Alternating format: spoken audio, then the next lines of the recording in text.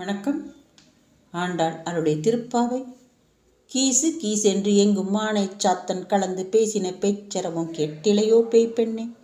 காசும் பிறப்பும் கலகலப்ப கைப்பேர்த்து வாசனரும் குழலாய்ச்சேர் மத்தினான் ஓசைப்படுத்த தைரரவும் கேட்டிலையோ நாயக பெண் பிள்ளா நாராயணன் மூர்த்தி. கேசவனைப் பாடவும் நீ கேட்டே கிடத்தியோ தேசமுடையாய் திரவியலோர் எம்பாவாய். ஆண்டாள் அடுத்த பெண் வீட்டிற்கு சென்று துயில் எழுப்புகிறார். பறவைகளின் கீச்சொலி பேசும் பேச்சரவும் கேட்கிறதா என்று அப்பெண்ணை பார்த்து கேட்கிறார். கீசு கீசு என்றும் எங்கும் ஆணை சாத்தன் கலந்து பேசின பேச்சரவும் கேட்டிலையோ பெண்ணே. குறிப்பாக ஆணைச்சாத்தன் என்ற பறவையின் பெயரை குறிப்பிட்டு சொல்லுகிறார் ஆண்டாள். ஆணைச்சாத்தன் என்பது கரிக்குருவி, கரிச்சான் குருவி, இரட்டைவால் குருவி என்றெல்லாம் அழைப்பார்கள். ஆங்கிலத்தில் கிங்க்ரோ. விடிய காலையில் இதன் குரல் குறிப்பாக சொல்லப்பட்டிருக்கிறது இலக்கியங்களில். அவைகள் பேசிக்கொள்கிறதாம். அதையும் கூர்ந்து கவனித்திருக்கிறார் ஆண்டாள். அவைகள் பேசும் பேச்சு உனக்கு கேட்கவில்லையா? கீச்சு கீச்சு என்ற சப்தங்கள் உனக்கு கேட்கவில்லையா பெண்ணே? பேய் பெண்ணே, புத்தி இல்லாத பேதையே, மதிகெட்ட பெண்ணே. காசும் பிறப்பும் கலகலப்ப கைப்பேர்த்து வாசனரும் குழலாய் சேர்மத்தினாள்.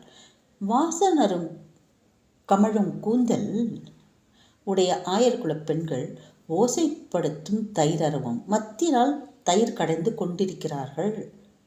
அந்த ஓசை உனது காதில் விழவில்லையா?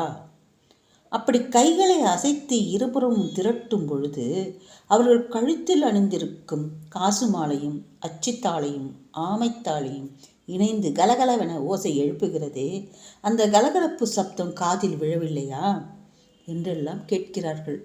இப்படி தூங்குகிறாயே பெண்ணே, இந்த சப்தங்கள் உனக்கு காதில் விழவில்லையா? நாயக பெண் பிள்ளாய் நாராயணன் மூர்த்தி கேசவனை பாடவும் நீ கேட்டே கிடத்தியோ. கேசி என்றொரு அரக்கன் கம்சனால் அனுப்பப்பட்டவன். அவன் குதிரை வடிவத்தில் இருப்பானாம். கண்ணனை கொல்வதற்கு கோகுலத்திற்கு செல்ல கண்ணன் அவனை கூர்ந்து கவனித்து விட்டான். பார்த்தவனே அவனுக்கு தெரிஞ்சு போச்சு இவன் அரக்கன் என்று. அரக்கன் என்று அறிந்து குதிரை வடிவத்தில் இருந்த கேசியிடம் சண்டையிட்டு வாயை பிளந்து கேசி வதம் செய்ததால் நாராயணமூர்த்திக்கு கேசவன் என்ற பெயர். கேசவா என்ற திருநாமத்தை 7 முறை சொல்லிவிட்டு அன்றாட பணிகளை மேற்கொண்டால் அனைத்து பணிகளும் தங்கு தடையின்றி நடைபெறும் என்பது நம்பிக்கை. கேசவன் என்ற சொல்லுக்கு தடைகளை நீக்குபவர் என்ற பொருளாம். ஆகையால் கேசவனின் பெயரை திருநாமங்களை உச்சரிக்க வேண்டும் என்று உணர்த்துகிறார் ஆண்டாள். நாராயணன் மூர்த்தி கேசவனை பாடவும் நீ கேட்டே கிடத்தியோ. பரந்தாமனின் திருநாமங்களை சொல்லி புகழ்ந்து பாடுவதை கேட்டும் நீ உறங்கிக் கொண்டிருக்கிறாய். அதன் மர்மம் என்ன என்று வினவுகிறார் ஆண்டாள். தேசமுடையாய் திரவியலோர் எம்பாவாய். பிரகாசமான முகத்தை உடைய பெண்ணே, உன் வாசைக்கதவை திறப்பாயோ என்று கேட்கிறார். இப்பாசுரத்தில் பேய்ப்பெண்ணே எனும் சொல்லால் குலசேகர ஆழ்வாரை துயிலெழுப்பப்படுகிறது.